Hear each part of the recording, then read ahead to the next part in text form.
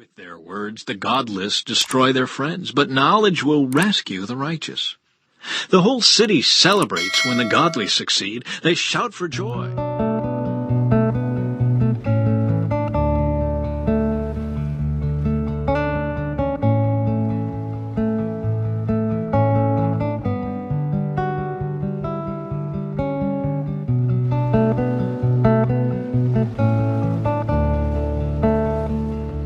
With their words, the godless destroy their friends, but knowledge will rescue the righteous.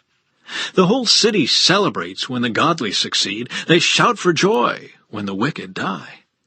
Upright citizens are good for a city and make it prosper, but the talk of the wicked tears it apart. It is foolish to belittle one's neighbor. A sensible person keeps quiet.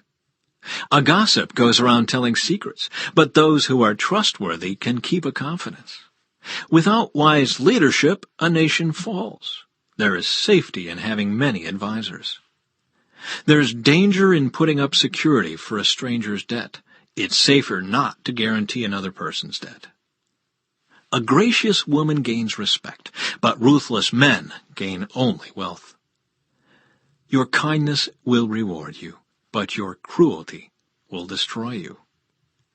Evil people get rich for the moment, but the reward of the godly will last. Jesus knew the Pharisees had heard that he was baptizing and making more disciples than John, though Jesus himself didn't baptize them, his disciples did. So he left Judea and returned to Galilee. He had to go through Samaria on the way. Eventually he came to the Samaritan village of Sychar, near the field that Jacob gave to his son Joseph. Jacob's well was there, and Jesus, tired from the long walk, sat wearily beside the well about noontime. Soon a Samaritan woman came to draw water, and Jesus said to her, "Please give me a drink." He was alone at the time because his disciples had gone into the village to buy some food. The woman was surprised, for Jews refused to have anything to do with Samaritans. She said to Jesus, "You are a Jew, and I'm a Samaritan woman. Why are you asking me for a drink?" Jesus replied, "If you only knew the gift God has for you, and who you are speaking to, you would ask me, and I would give you living water." "But, sir, you don't have a rope or a bucket," she said. "and this well is very deep. Where would you get this living water? And besides, do you think you're greater than our ancestor Jacob, who gave us this well? How can you offer better water than he and his sons and his animals enjoyed?" Jesus replied, "Anyone who drinks this water will soon become thirsty again. But those who drink the water I give will never be thirsty again. It becomes a fresh, bubbling spring within them, giving them eternal life." "Please, sir," the woman said, "give me this water. Then I'll never be thirsty again, and I won't have to come here to get water." "Go and get your husband," Jesus told her. "I don't have a husband," the woman replied. Jesus said, "You're right. You don't have a husband, for you have had 5 husbands, and you aren't even married to the man you're living with now. You certainly spoke the truth." "Sir," the woman said, "you must be a prophet. So tell me, why is it that you Jews insist that Jerusalem is the only place of worship, while we Samaritans claim it is here at Mount Gerizim, where our ancestors worshipped?" Jesus replied, "Believe me, dear woman, the time is coming when it will no longer matter whether you worship the Father on this mountain or in Jerusalem.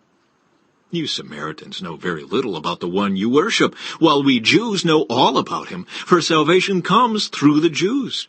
But the time is coming, indeed it's here now, when true worshippers will worship the Father in spirit and in truth. The Father is looking for those who will worship him that way. For God is spirit, so those who worship him must worship in spirit and in truth." The woman said, "I know the Messiah is coming, the one who is called Christ. When he comes, he will explain everything to us." Then Jesus told her, "I am the Messiah." The Book of Judges, Chapter 1. Judah and Simeon conquer the land. After the death of Joshua, the Israelites asked the Lord which tribe should go first to attack the Canaanites. The Lord answered, "Judah, for I have given them victory over the land." The men of Judah said to their relatives from the tribe of Simeon, "Join with us to fight against the Canaanites living in the territory allotted to us. Then we will help you conquer your territory." So the men of Simeon went with Judah. When the men of Judah attacked, the Lord gave them victory over the Canaanites and Perizzites, and they killed 10,000 enemy warriors at the town of Bezek. While at Bezek, they encountered King Adonai-Bezek and fought against him, and the Canaanites and Perizzites were defeated. Adonai-Bezek escaped, but the Israelites soon captured him and cut off his thumbs and big toes. Adonai-Bezek said, "I once had 70 kings with their thumbs and big toes cut off, eating scraps from under my table. Now God has paid me back for what I did to them." They took him to Jerusalem, and he died there. The men of Judah attacked Jerusalem and captured it, killing all its people and setting the city on fire. Then they went down to fight the Canaanites living in the hill country, the Negev, and the western foothills.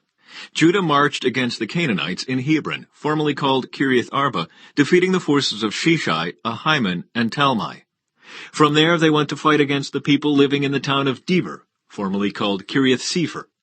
Caleb said, "I will give my daughter Achsah in marriage to the one who attacks and captures Kiriath Sefer." Othniel, the son of Caleb's younger brother Kenaz, was the one who conquered it, so Achsah became Othniel's wife. When Achsah married Othniel, she urged him to ask her father for a field. As she got down off her donkey, Caleb asked her, "What's the matter?" She said, "Let me have another gift. You have already given me land in the Negev. Now, please give me springs of water too." So Caleb gave her the upper and lower springs. When the tribe of Judah left Jericho, the city of palms, the Kenites, who were descendants of Moses' father-in-law, traveled with them into the wilderness of Judah.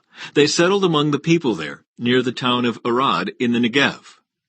Then Judah joined with Simeon to fight against the Canaanites living in Zephath, and they completely destroyed the town. So the town was named Hormah. In addition, Judah captured the towns of Gaza, Ashkelon, and Ekron, along with their surrounding territories. Israel fails to conquer the land. The Lord was with the people of Judah, and they took possession of the hill country, but they failed to drive out the people living in the plains, who had iron chariots. The town of Hebron was given to Caleb as Moses had promised, and Caleb drove out the people living there, who were descendants of the 3 sons of Anak. The tribe of Benjamin, however, failed to drive out the Jebusites who were living in Jerusalem. So to this day the Jebusites live in Jerusalem among the people of Benjamin. The descendants of Joseph attacked the town of Bethel, and the Lord was with them. They sent men to scout out Bethel, formerly known as Luz. They confronted a man coming out of the town and said to him, "Show us a way into the town, and we will have mercy on you." So he showed them a way in, and they killed everyone in the town except that man and his family. Later the man moved to the land of the Hittites, where he built a town. He named it Luz, which is its name to this day. The tribe of Manasseh failed to drive out the people living in Bethshan, Taanach, Dor, Ibleam, Megiddo, and all their surrounding settlements, because the Canaanites were determined to stay in that region. When the Israelites grew stronger, they forced the Canaanites to work as slaves, but they never did drive them completely out of the land. The tribe of Ephraim failed to drive out the Canaanites living in Gezer, so the Canaanites continued to live there among them.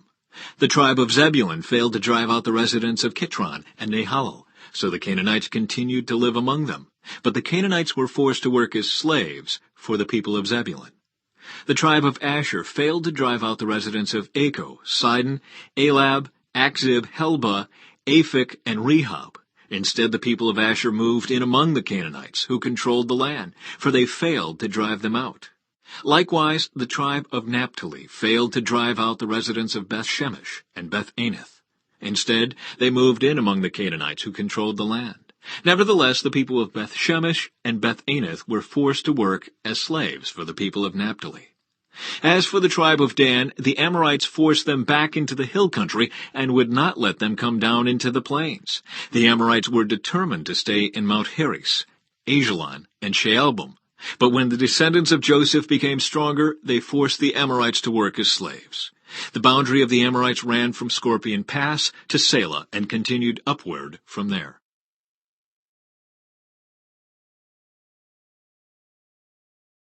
The angel of the Lord went up from Gilgal to Bochim and said to the Israelites, I brought you out of Egypt into this land that I swore to give your ancestors, and I said I would never break my covenant with you.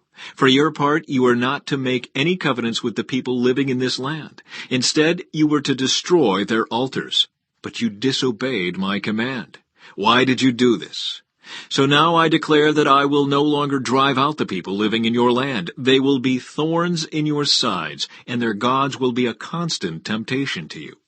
When the angel of the Lord finished speaking to all the Israelites, the people wept loudly. So they called the place Bochim, which means weeping, and they offered sacrifices there to the Lord.